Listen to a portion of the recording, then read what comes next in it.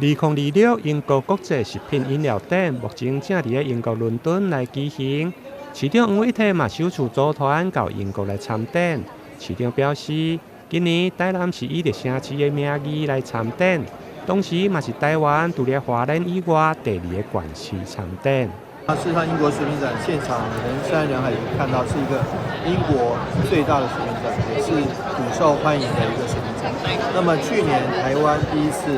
來參展，但去年主要是以展出但是今年所有的縣市中心，就台南市以城市的名義來參展，花蓮也以這個協會的名義來參展，所以唯2來台灣的城市來這邊參展。但是參展是目的之一，最重要是希望帶着我們的廠商能夠跟在地的經銷商跟在地的通路商能夠有進一步接觸的機會。那事實上，我們才刚剛在幾個月前參加了東京食品展，在3月初的時候，那在那個食品展中間，我們台南的廠商有非常好的成績。那在這一次呢，我們透過這個主辦方能夠在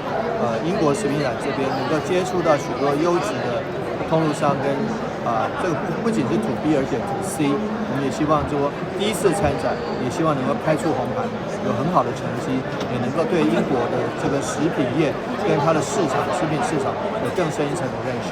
在開幕式包括駐英國台北代表處的姚金祥大使、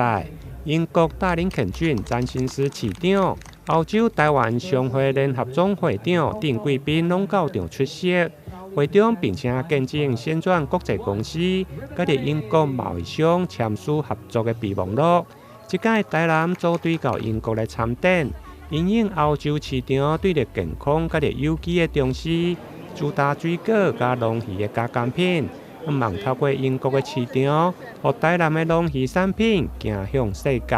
台南新聞綜合報道。